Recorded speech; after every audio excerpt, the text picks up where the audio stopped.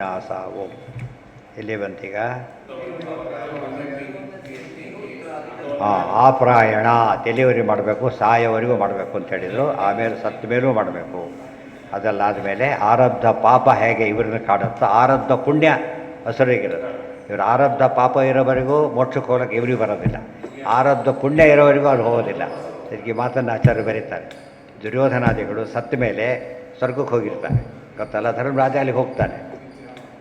ಏನು ಕರ್ಕೊಂಬಂದ್ರಿ ಅಂತ ಕೇಳ್ತಾರೆ. ಅಲ್ಲಿರೋ ದುರ್ಯೋಧನ ಶಕರಿಗೆ ಒಬ್ಬರು ಇಲ್ಲ, ಒಳ್ಳೆಯವರು ಎಲ್ಲ ಬಿಟ್ಟುಬಿಟ್ಟರೇ ಇದ್ದಾರೆ. ಇಲ್ಲ ಯಾಕೆ ನಿನಗೆ ಅಲಾಟ್ ಆಗಿರೋ ಜಾಗ ಇದು ಅಂತ ಹೇಳ್ತಾರೆ. ನೀವು ಸ್ವರ್ಗ ಬೇಕಿರೋ ಸ್ವರ್ಗದಲ್ಲಿದ್ದಾರೆ ಧರ್ಮರಾಜ ಹೇಳ್ತಾರೆ. ಅಲ್ಲಿ ನಮ್ಮರು ಒಬ್ಬರು ಕೂಡ ಇಲ್ವಲ್ಲ, ಎಲ್ಲ ಎಲ್ಲಿದ್ದಾರೆ ಅವರು, ಬೇರೆ ಕಡೆ ಇದ್ದಾರೆ. ನನಗಿದು ಬೇಡ, ಆ ಜಾಗ ನನಗೆ ಬೇಕು, ಈ ಜಾಗ ಬೇಕೇ ಇಲ್ಲ, ಇದು ಸ್ವರ್ಗ, ಈ ಸ್ವರ್ಗ ಬೇಡ ಅಂತ ಹೇಳ್ಬಿಡ್ತಾರೆ. ಈ ಸ್ವರ್ಗ ಇವರೆಲ್ಲ ಇರೋದಾದರೆ ಆ ಸ್ವರ್ಗ ನನಗೆ ಬೇಕಿಲ್ಲ, ಅದು ಅವರೆಲ್ಲೋ ಇದ್ದಾರೆ, ಆಯ್ತು ಅಲ್ಲಿಗೆ ಹಾಕಿ ಅಂತ ಹೇಳ್ತಾರೆ. ಹಾಗೆ ಸ್ವರ್ಗದ ಯಾಕೆ ಕೂತರು ಸ್ವರ್ಗದಲ್ಲಿ? ಸುಳ್ಳಲ್ಲ, ಕಂಡಿದ್ದು ನಿಜ ಅದು. ಯಾಕಂದರೆ ಅದು ಅವ್ರು ಮಾಡಿದ ಪುಣ್ಯ ಇದೆಯಲ್ಲ, ಅದು ಹೋಗೋವರೆಗೂ ಕೂತಿರ್ತಾರೆ, ಆಮೇಲೆ ಹೋಗ್ಬಿಡ್ತಾರೆ ಅಷ್ಟೇ. ಅರ್ಥ ಆಯ್ತಾ? ಇದು ಕಳ್ಳ ಕೂಡ ಹಿಡಿಯೋವರೆಗೂ ಅವನು ಒಳ್ಳೆ ರೀಸೆಂಟಾಗಿ ಕೂತಿರ್ತಾರಲ್ಲ, ಹಾಗೆ ಬಂದು ಮಾಡಿದ್ರೆ ಅದು ಕತೆ ಮುಗಿದೋಗ್ತದೆ. ಅದು ಇದು ಅವ್ನು ಲಕ್ಸುರಿಯಸ್ ಬಸ್ ಇದರಲ್ಲಿ ಮಾಡಿಸ್ಬಿಟ್ಟಿದ್ದಾರೆ, ಆದ್ದರಿಂದ ಕೂಡ ಹಕ್ಕು ಬಂದಿದೆ ಅಷ್ಟೇ. ಅದು ಅರೆಸ್ಟ್ ವಾರೆಂಟ್ ಬಂದರೆ ಹೋಗ್ಬಿಡುತ್ತೆ. ಆದ್ದರಿಂದ ನಾವು ದುಷ್ಟರ ಎಂಜಾಯ್ಮೆಂಟ್ ಎಲ್ಲ ನಾವು ಕಂಪೇರ್ ಮಾಡ್ಕೊಂಡು ಹೋಗಬಾರ್ದು. ಯಾವುದಕ್ಕೋ ಬಂದಿರುತ್ತೆ, ನಾವೇ ತಲೆ ಕಟ್ಸ್ಕೋಬೇಕು ಅದಕ್ಕೆ. ನಮ್ಮದೆಷ್ಟ ಅಷ್ಟೇ. ಆ ಭಾವನೆ ಇದ್ದರೆ ಹೊಟ್ಟೆ ಉರ್ಕೊಂಡರ್ಥ ಜನ ಸಾಯ್ತಾ. ಇವತ್ತು ಆ್ಯಕ್ಚುಲಿ ಎಲ್ಲ ಹೊಟ್ಟೆ ಶುರುವಾಗೋದು ಇದರಿಂದಾನೆ. ಮಾತ್ಸರ್ಯ ಕೊನೆಗೆ ಅದು ಹೊಟ್ಟೆ ಕಿಚ್ಚ ಚೇಂಜ್ ಆಗಿಬಿಡುತ್ತೆ ಅಂತ ಹೇಳ್ತಾರೆ. ಯದೇಶ ಅಗ್ನಿಹೋತ್ರ ತತ್ಕಾರ್ಯಾಯ ತದ್ದರ್ಶ, ಅಗ್ನಿಹೋತ್ರಾದಿಗಳನ್ನು ಬಿಡ ಹಾಗಿಲ್ಲ ಅಂತ ಹೇಳಿದರು. ಅಪ್ರೋಷ್ಠನಾದ ಬಂದಿದೆ ಮೋಕ್ಷ ಅಶ್ಯೂರ್ಡ್ ಅಂಥೇಳಿ ಏನು ಮಾಡಾಗಿಲ್ಲ, ನಿತ್ಯಕರ್ಮ ಯಾವುದನ್ನು ಬಿಡ್ಲಕ್ಕೆ ಹೋಗಬಾರ್ದು. ಅಥೋ ಅದರ ನೀನು ಓದಿದೆ. ಅಥೋ ಅನ್ಯದಪಿ ತೇಕೇಶಾಮುಭಯೋ ಮುಕ್ತೌ ಅನುಭವ ಕಾರಣ ಅಪ್ತಿ ಅನ್ಯ ಕಾರಣಾದ್ಯದ ಅನ್ಯತ್ ತತ್ ಪುಣ್ಯಮಪಿ ವಿನಶ್ಯತಿ ಅಪ್ರಾರಬ್ಧಮನಭೀಷ್ಟಂಚ ತಥಾ ಹಿ ಏಕೈಷಾಂ ಪಾಠ ಉಭಯೋ ತ್ಯಾಗೇನ ತಸ್ಯ ಪುತ್ರಾದಾಯ ಉಪಯಂತಿ ಸುಹೃದಃ ಸಾಧುಕೃತ್ಯಾಂ ದ್ವಿಷಂತಃ ಪಾಪಕೃತ್ಯಾಂ ಇತಿ. ಇಲ್ಲಿ ಒಂದು ಮಾತು ಹೇಳ್ತಾರೆ. ಮುಕ್ತೌ ಅನುಭವ ಕಾರಣಾತ್ ಯತ್ ಅನ್ಯತ್ ತತ್ ಪುಣ್ಯಮಪಿ ವಿನಶ್ಯತಿ. ಸರಿಯೇ ನೆನ್ಪಿಟ್ಕೋಬೇಕಿದ್ರೆ. ಅನಿಷ್ಟ ಪುಣ್ಯ ಅಂದರೆ ಏನು? ಮುಕ್ತಿಯಲ್ಲಿ ಅನುಭವಕ್ಕೆ ಕಾರಣವಾಗದ ಪುಣ್ಯ ಇದೆಯಲ್ಲ, ಅದೇನದು? ಅದು ಅನಿಷ್ಟ ಪುಣ್ಯ. ಮತ್ತು ಉದಾಹರಣೆಗೆ ನಾವು ಅಡುಗೆ ಮಾಡ್ಕೊಂಡ್ಬಿಟ್ಟಿದ್ದೇವೆ, ಊಟ ಮಾಡ್ತಿದ್ದೇವೆ, ಹೊಟ್ಟೆ ತುಂಬಿದೆ, ಉಳ್ಕೊಂಡ್ಬಿಟ್ಟಿದೆ, ಅದಕ್ಕೆ ಅದು ನಾಳೆವರೆಗೆ ಇರೋದಿಲ್ಲ, ನಾವು ತಿನ್ನಕ್ಕೆ ಸಾಧ್ಯ ಇಲ್ಲ. ಗೊತ್ತಾಯ್ತಾ? ಬಟ್ ಒಳ್ಳೆಯ ಅಡುಗೆ ಅದು, ಭಾರಿ ಒಳ್ಳೆ, ಏನು ವೇಸ್ಟ್ ಅಲ್ಲೇ ಫಸ್ಟ್ ಕ್ಲಾಸಾಗಿದೆ. ತಾನಕ್ಕೆ ಉಪಯೋಗಕ್ಕೆ ಬರೋದಿಲ್ಲ. ಈಗ ತಿಂದರೂ ಸಾಧ್ಯ ಇಲ್ಲ, ಆಮೇಲೆ ತಿಂದಾಗ ಬೈಲಿಗೆ ಅದು ಬರೋದೇ ಇಲ್ಲ. ಇನ್ನೊಬ್ಬರು ಅದಿದ್ದ ಹಾಗೆ ಅದೇನು ಇದೆಲ್ಲ ಈರುಳ್ಳಿ ಹಾಕಿದ್ದೇನೆ ಅಲ್ಲದು, ಫಸ್ಟ್ ನೈವೇದ್ಯದ ಅನ್ನನೇ. ಆಗದೆ ಪುಣ್ಯ ಹೌದು, ಆದರೆ ಅನಿಷ್ಟ ಪುಣ್ಯ. ಯಾರೋ ಅವ್ರು ಬಂದುಬಿಟ್ರು, ಖುಷಿಯಾಗಿಬಿಡುತ್ತೆ. ಏನಾಗುತ್ತಾಗ ಅದೇನು ಬಂದು ಪೀಡೆ ಹೋಯ್ತು ಅಂತ ಕೊಡೋದಿಲ್ಲ, ವೇಸ್ಟ್ ಆಗಲಿಲ್ಲ, ಒಳ್ಳೆಯವನೇ ಸಿಕ್ತು ಅಂತ ಯೋಚನೆ ಮಾಡ್ತಾರೆ. ಈ ಅರ್ಥದಲ್ಲಿ ಅನಿಷ್ಟ ಪುಣ್ಯ ಅಂದ್ರೆ ಹಾಗೆ. ಇದು ಕೆಟ್ಟದಲ್ಲ, ವಿಷ ಅಲ್ಲ ಅದು. ಅನಿಷ್ಟ ಪುಣ್ಯ ಹಾಗಿರುತ್ತೆ, ತನಗೆ ಉಪಯೋಗಕ್ಕೆ ಬರೋದಿಲ್ಲ, ಇನ್ನೊಬ್ಬರಿಗೆ ಭಾರಿ ಬರುತ್ತೆ. ಅದು ಉಳಿದವ್ರು ಕೊಟ್ಟರೆ ಖುಷಿಯನ್ನು ಕುಣಿದಾಡ್ಬಿಡ್ತಾರೆ, ಎಷ್ಟು ಅನುಗ್ರಹ ಆಯಿತು ನಮಗೆ ಅಂತೇಳಿ. ಅವ್ರಿಗೆ ಗೊತ್ತು, ಅವ್ರಿಗೆ ಬಿಟ್ಟು ಹೆಚ್ಚಾಗಿದ್ದು ಕೊಟ್ಟಿರೋದು ತಪ್ಪನ್ನು ತಿಳ್ಕೊಳ್ಳೋದಿಲ್ಲ ಅವರು. ಹಾಂ ಅಲ್ಲ, ಓದಿದ್ರೆ ತಿಳಿಯೋದು ಅವೆಲ್ಲ, ಓದಿದ್ರೆ ತಿಳಿಯೋದೇ ಇಲ್ಲ. ಕಣ್ಣಿದ್ರೆ ಕಾಣ್ತೇವೆ ಅಂತ ಹೇಳ್ತೇವೆ, ಓದಿದರೆ ಕೇಳ್ತೇವೆ, ಇಲ್ಲದವ್ರು ಇಲ್ಲ. ನಾವು ಗ್ರಂಥ ಯಾತಕ್ಕೆ ಓದಬೇಕು ಅಂದರೆ ಮೂರ್ತಿ ಆಗೋದು ಬಿಡೋದಲ್ಲ, ಆಮೇಲೆ ಲೈಫ್ನಲ್ಲಿ ಒಂದು ಒಳ್ಳೆ ಇದು ಸಿಗುತ್ತೆ, ಶಿಸ್ತು ಸಿಗುತ್ತೆ, ಒಂಥರ ಸ್ಪಿರಿಚುವಲ್ ಡಿಸಿಪ್ಲಿನ್ ಕ್ರಿಯೇಟ್ ಆಗುತ್ತೆ. ಗೊತ್ತಾಯ್ತಾ? ಅದು ನಮಗೆ ಅದು ಕಾಪಾಡೋದು. ಅವು ಉಳಿದುಗಳೆಲ್ಲ ಎಷ್ಟರಲ್ಲೆಲ್ಲ ಬೇರೆ ಅವೆಲ್ಲ. ನಮ್ಮ ವೈಯಕ್ತಿಕ ಅಡ್ವಾಂಟೇಜ್ ಸಿಗೋದು ಯಾವಾಗಲೂ ಕೂಡ ಹೊಸ ಸಂಸ್ಕಾರ ಬರುತ್ತದೆ, ಅದು ನಮ್ಮ ಜನ್ಮಕ್ಕೂ ಕಾಪಾಡೋದು ಹೇಳ್ತಾರೆ. ಅದೇ ರೀತಿ ಪುಣ್ಯಪಿ ವಿನಾಶ, ಹೋಗಲೇಬೇಕಾದ್ರು ಹೋಗಬೇಕು. ಅಪ್ರಾರಬ್ಧವನಭೀಷ್ಟಂಚ, ಯಾರೂ ಸಿಗಲಿಲ್ಲ, ಏನು ನಿರ್ವಾಹ ಇಲ್ಲ, ಏನು ಮಾಡಬೇಕಾಗಿ. ಈಗೊಂದು ಭಿಕ್ಷೆಗಳು ತೊಗೊಳ್ಳಲ್ಲ ಅಂತ ಕಾಲ ಇದು. ಅದು ಅಷ್ಟರ ಬಟ್ಟೆ ಹೆಸರು ಕೆಡಿಸ್ಕೊಬಿಟ್ಟಿದ್ದಾರೆ. ಅಪ್ರಾರಬ್ಧ ಅನಭೀಷ್ಟಂಚ, ಅದಕ್ಕೆ ಅಪ್ರಾರಬ್ಧ ಅನಭೀಷ್ಟಂಚ. ಪ್ರಾರಬ್ಧ ಅಲ್ಲದೆ ಇರತಕ್ಕಂಥ ಅನಭೀಷ್ಟ ಪದಾರ್ಥವೂ ಹೋಗ್ಬಿಡೋದು, ಪಾಪನೂ ಹೋಗ್ಬಿಡೋದು. ತಥಾ ಹಿ ಏಕೇಶಾಂ ಪಾಠಯೇ ಉಭಯೋ ತ್ಯಾಗೇನ. ಅದಕ್ಕೆ ಎರಡನ್ನೂ ನಾವು ಬಿಡಬೇಕು, ಅನಿಷ್ಟ ಪುಣ್ಯನೂ ಬಿಡಬೇಕು, ಒಂದು ಅನಿಷ್ಟ ಪಾಪನೂ ಕಳ್ಕೊಂಡ್ಬಿಡ್ಬೇಕು. ಅವರಿಗೆ ಪಾಪ, ನಮಗೆ ಪುಣ್ಯ ಅಷ್ಟೇ. ತಸ್ಯ ಪುತ್ರಾಹ ದಾಯಮುಪಯಂತಿ. ಇವನು ಪುಣ್ಯ ಉದಾಹರಣೆಗೆ ಇವನು ಹೊರಟು ಬಿಟ್ಟ, ಎಲ್ಲ ಸಾಧನೆ ಮಾಡ್ಕೊಂಡು ಹೊರಟು ಬಿಟ್ಟ, ಬೇಕಾಷ್ಟು ಆಸ್ತಿ ಇದೆ, ಯಾರು ತಗೋತಾರೆ? ದಾಯ. ಅದಕ್ಕೆ ದಾಯಾದಿಗಳು ಅಂತ ಕರೆಯೋದು. ದಾಯ ಅಂದ್ರೇನು? ಭಾಗ ಅಂತ ಅರ್ಥ. ಭಾಗ, ಅದು ತಗೊಳ್ಳೋದು ದಾಯಾದಿಗಳು ಅಂತ ಕರೀತಾರೆ. ಕೆಲವರು ಬರೀ 10 ದಿವಸ ದಾಯಾದಿಗಳಲ್ಲ, ಅವರು ದಾಯಾದಿಗಳಲ್ಲ, 10 ದಿವಸಕ್ಕೆ ಕೂಡಬೇಕಾಗ್ತದೆ. ಕೆಲವರು 10 ದಿವಸ ಅಂತ ಹೇಳಿದರೆ ಅವರು ಬರೀ ಸೂತಕದಲ್ಲಲ್ಲ, ಆಸ್ತಿಯಲ್ಲೂ ಪಾಲಿದೆ ಅಂತ ಅರ್ಥ. ಆವಾಗ ಅವರು ವಯಸ್ಸಿಗೆ ಪಾಲಿಗೆ ಸಾಧ್ಯ ಇಲ್ಲ. ಯಾವುದೋ ಸಂಬಂಧಕ್ಕೋಸ್ಕರ ಏನು ಅವ್ರ ಆಸ್ತಿನೂ ಇಲ್ಲ, ಯಾವುದ್ರೂ ಇಲ್ಲ. ಆದರೆ ಇದು ಈ ಸಂಬಂಧ ಹೋಗೋದಿಲ್ಲ. ಅದಕ್ಕೆ ದಾಯ ಅಂತ ಪದ ಉಪಯೋಗಿಸ್ತಾರೆ. ದಾಯ ಬೇರೆ, ಆದಾಯ ಬೇರೆ. ಆದಾಯ ಅಂದರೆ ಬರೋದು, ದಾಯ ಅಂದರೆ ಭಾಗವಾಗಿ ಹೋಗೋದು ಇನ್ನೊಬ್ಬರಿಗೆ. ಅದು ಯಾವುದಕ್ಕೆ? ಅಧಿಕ ಪುಣ್ಯ ಡೇಂಜರಸ್ ಅದು. ಇಲ್ಲೇ ಅಧಿಕ ಪುಣ್ಯ ಅದು ಬೇರೆ. ಅದು ನಮ್ಮ ಯೋಗ್ಯತೆ ಮೀರಿದ ಪುಣ್ಯ, ಯೋಗ್ಯತೆಗೆ ಮೀರಿದ ಪುಣ್ಯ. ಇದು ಇಲ್ಲಿರೋ ಅನ್ನ, ಇದನ್ನು ತಿಂದಿರೋ ಅನ್ನ. ಇದೇನು ಮಾಡುತ್ತಿದ?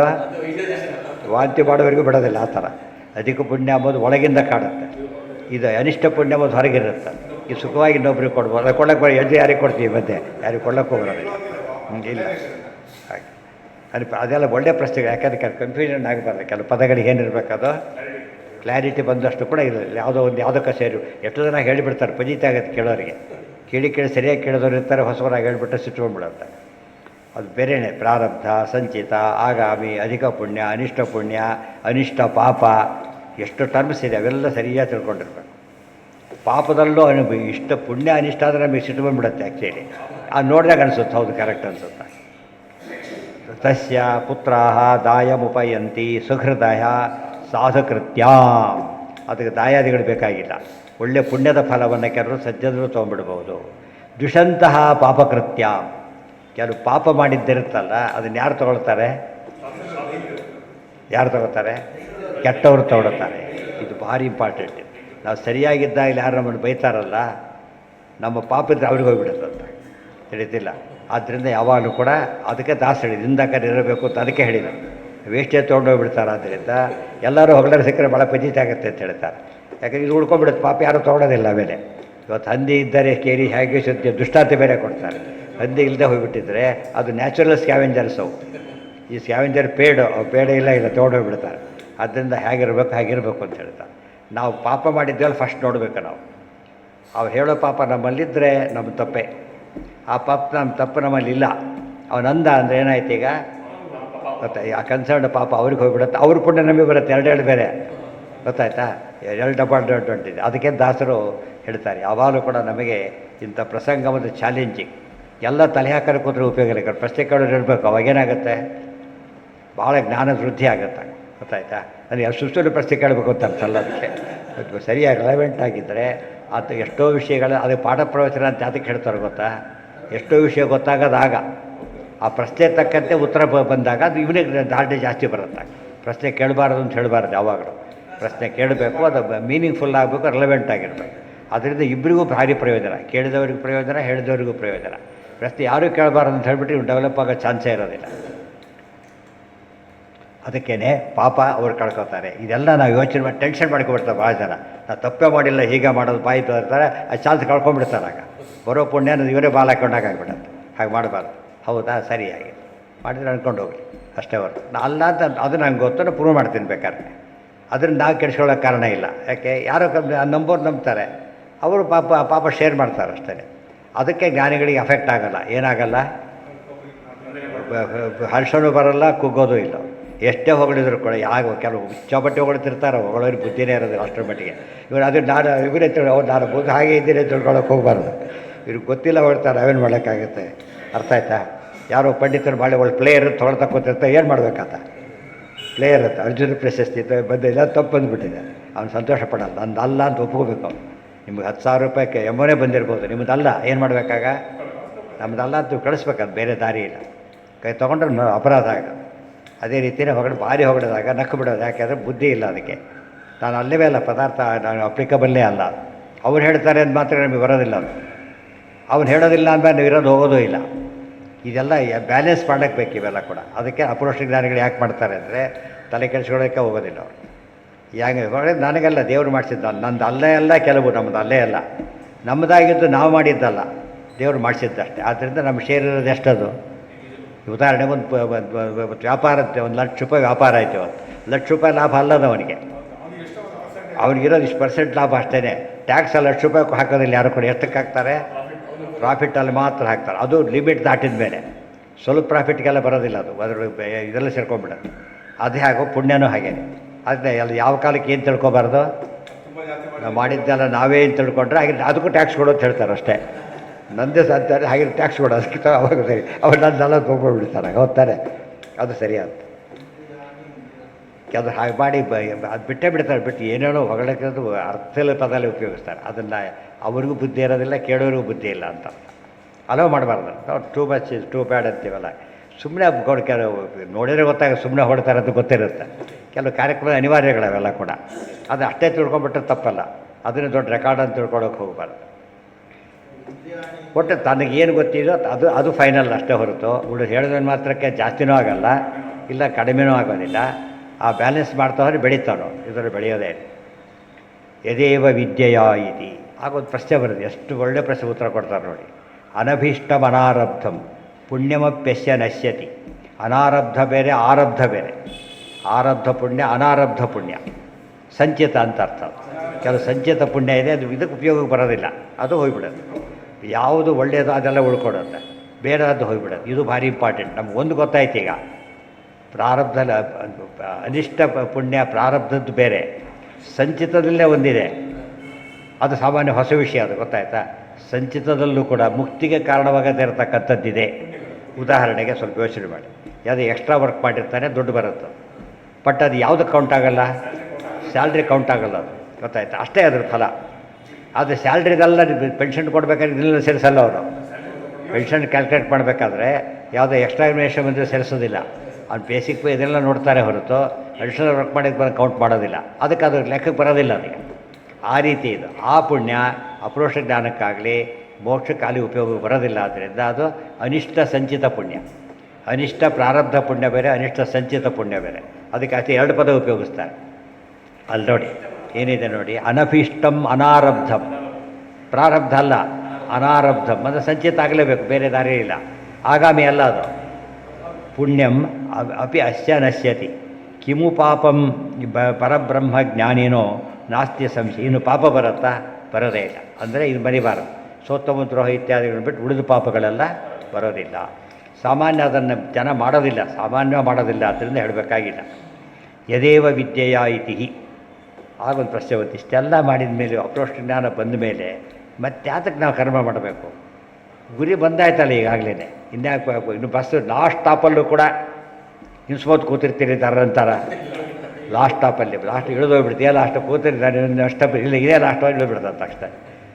ಆಪ್ರೇಷನ್ ಎಲ್ಲ ಲಾಸ್ಟ್ ಆಯ್ತಲ್ಲ, ಮತ್ತ್ಯಾಕೆ ಮಾಡಬೇಕು ಅಂದರೆ ಇಲ್ಲ, ಅದು ತುಂಬ ಜನ ಗೊತ್ತಿಲ್ಲ.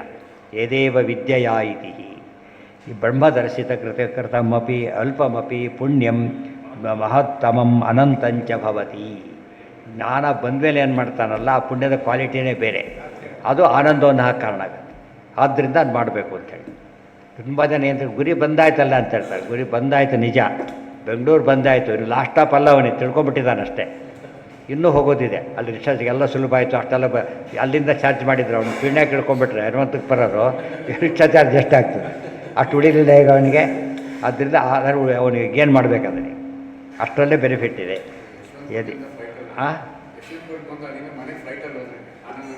ಆಗ ಅದು ಆನಂದವನ್ನು ಹಾಕಿ ಅದು ಬೇರೆ. ಅದು ಫ್ಲೈಟ್ ಕಾಸ್ಟ್ಲಿ ಆಗುತ್ತಲ್ಲ, ಇವತ್ತು ಫ್ಲೈಟ್ ಹೋಗೋದಿಲ್ಲ ಅಲ್ಲಿ ಫಸ್ಟ್ ಆಫ್ ಆಲ್, ಅದು ಬೇರೆ. ಬರೋದನ್ನು ಜಾಸ್ತಿ ಮಾಡೋದು. ಬ್ರಹ್ಮದರ್ಶೀಕೃತ ಅತ್ಯಲ್ಪಮಪಿ ಪುಣ್ಯಂ. ಅದಕ್ಕೆ ಹೇಳಿದ್ದೀಗ ಜ್ಞಾನಿಗಳು ಒಂದು ರೂಪಾಯಿ ಹಾಕ್ತಾರೆ, ಜ್ಞಾನದಿಂದ ರೂಪಾಯಿ ಹಾಕ್ತಾರೆ. ಇನ್ನೊಬ್ಬರು ತಿಳುವಳಿಕೆಯಿಂದ ₹1,00,00,000 ಹಾಕ್ತಾರೆ. ಇವೊಂದು ಭಾರಿ ಪುಣ್ಯ ಜಾಸ್ತಿ. ಯಾರ್ದು? ತಿಳುವಳಿಕೆ ಅಂತ ಕೊಟ್ಟಿದ್ದಾರಲ್ಲ ಅವರಿಗೆ ಬರೋ ಪುಣ್ಯ ತಿಳುವಳಿಕೆದಾರ ಕೊಟ್ಟವನಿಗೆ ಬರೋದಿಲ್ಲ. ಅದಕ್ಕೇನೆ ಜ್ಞಾನದಿಂದ ಏನು ಅದೇ ವಿದೇವ ವಿದ್ಯೆಯ ಕರೋತಿ ಶ್ರದ್ಧೆಯ ಉಪನಿಷದ ತದೇವ ವೀರ್ಯವತ್ತರಂ ಭವತಿ. ಜ್ಞಾನವಿಲ್ಲದ ಮಾಡಿದ ಪುಣ್ಯ ಅದಕ್ಕೆ ಪುಣ್ಯ ಪೂರ್ತಿ ಕೌಂಟ್ ಆಗೋದೇ ಇಲ್ಲ. ಇವೆಲ್ಲ ನೆನಪಿರಬೇಕು. ಯದೇವ ವಿದ್ಯೆಯ ಕರೋತಿ, ಅದೆಲ್ಲ ಉಪನಿಷತ್ತಿನ ಮಾತೆ ಗೊತ್ತೇ ಇದೆ.